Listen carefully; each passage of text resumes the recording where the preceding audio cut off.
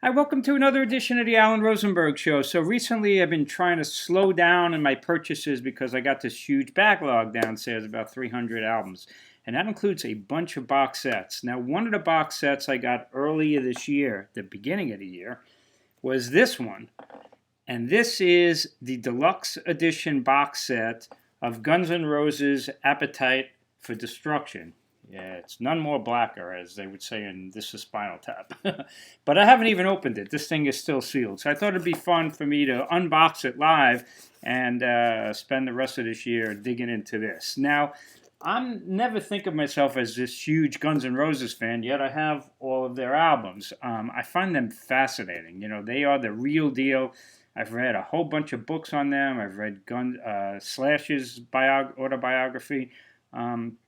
They're just the real deal. So it's kind of fun to, in a way, study them. And they kind of remind me of a latter-day Led Zeppelin, just mean and ornery, and they just do what the hell they want to do to the ultimate extreme.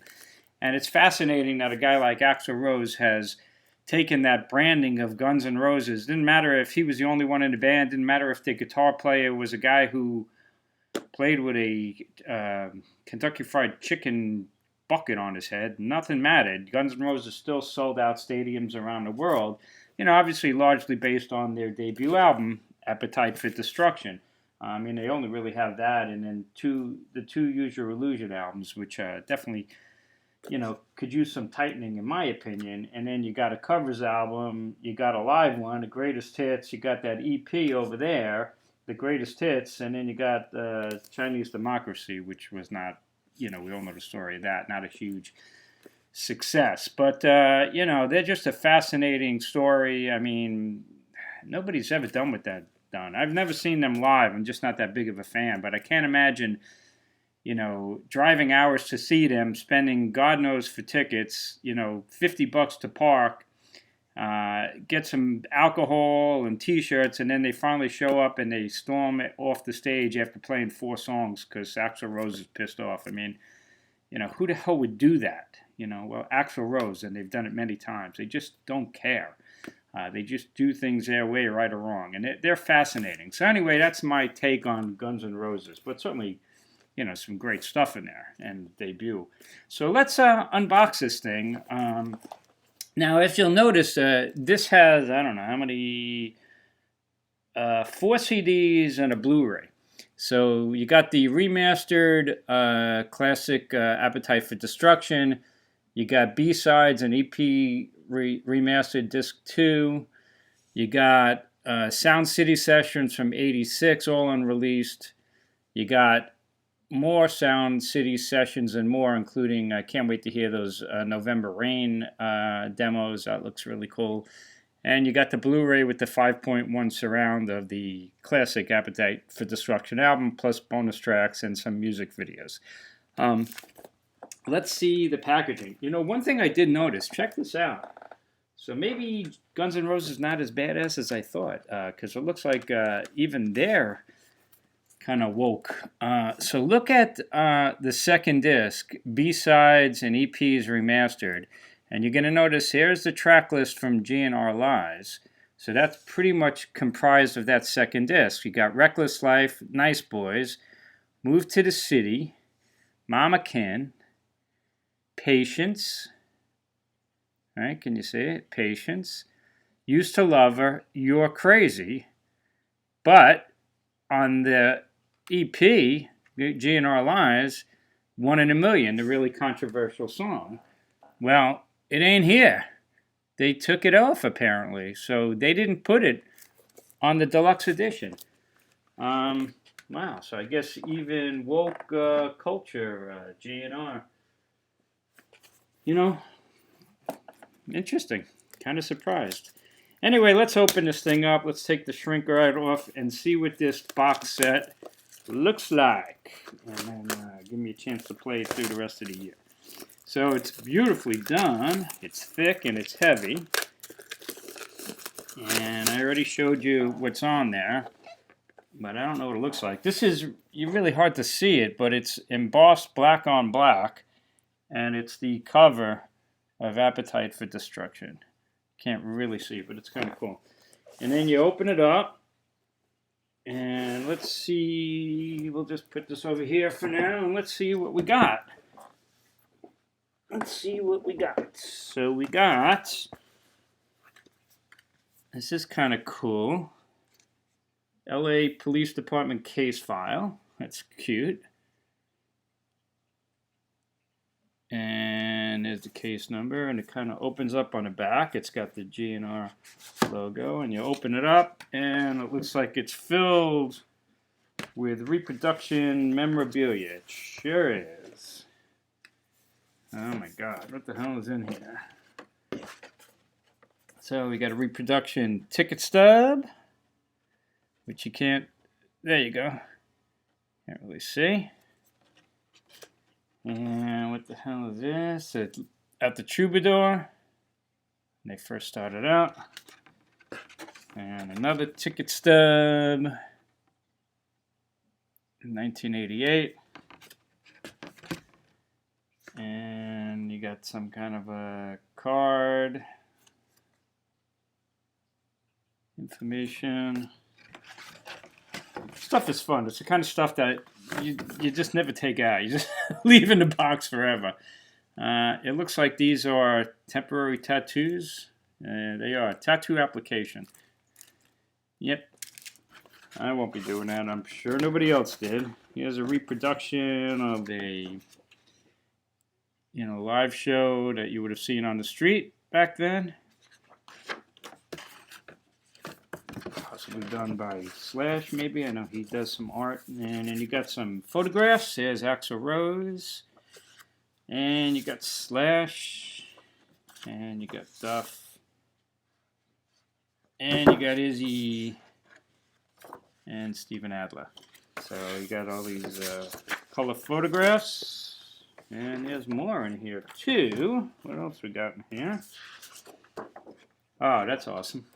So you got the original artwork of what was supposed to be the album sleeve, Appetite for Destruction, where the robots and the woman. Really cool artwork. Obviously, they decided to discard that and went with the other album cover. And there's something else here too. Big poster. Big ass poster. Oh, and this is the band. Nice poster. Really nice poster. Will not be going on my wall. So, a lot of stuff, a lot of merch in this LA Police Department kind of folder. Put all of that back in there. And the reproduction ticket stubs. Nicely done. It's the thing with all of these boxes, I've mentioned that. Back in the olden days, we would get stuff, posters, and we'd stick them up on the wall. Now, all this really cool stuff that you get just stays in the box. And then I die, and then my wife donates it to charity. And the other part that's in the box is this beautiful hardcover book. This is a solid, heavy book. So we got, let's see if we can do this here. Now falling apart. And you can see if we can see. So lots of photographs. I'm not going to go through every page. But 92 pages it looks like. Yeah, it's got great artwork, great graphics. I love this in books. I love seeing the old concert ads. I totally love this kind of stuff. Letters to the record companies. Cool photographs. Yeah, I love this stuff. This is really, really well done. And really heavy duty. This is really nicely done.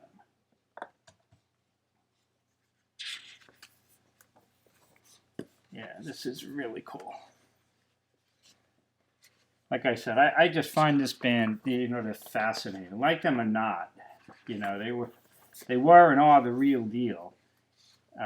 To an extent that I don't know if anybody's ever done. I mean, Led Zeppelin was brutal in their day with the promoters and beating people up. And, if you read about Led Zeppelin, they were really, ruthless band with Peter Grant as their manager. And Guns N' Roses kind of took that page. They just didn't give an F. They just did whatever the hell they want.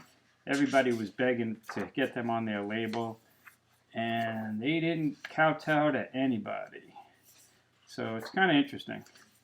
But of course, they didn't treat the fans all that well at some shows either, which is what I was talking about. Like, man, if I ever went to a concert and the expense and the time, and I got there and they played 2 or 3 songs and left, I would not be a happy man.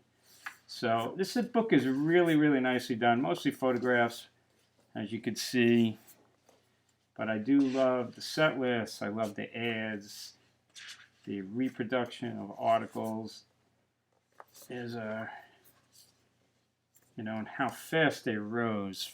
Well, actually, that's not true. It took a long time for the album to take off. But once the album took off, boy, did they explode. But it actually took like a year. They opened up for Aerosmith initially. And most people thought they blew Aerosmith off the stage. Love the reproduction of the Billboard charts. That's great. Yeah, this is really, really, really, really well done. I'm loving this. This is great. So I look forward to reading this as singles. Some more pictures. You got the lyrics. Yeah, got the lyrics, yeah. And again, the breakdown of what's in here. Which reminds me, where is everything? Well, there it is. So then you get the die cut. So here's the remastered album. And then you got 1, 2, 3. You got 3 more CDs.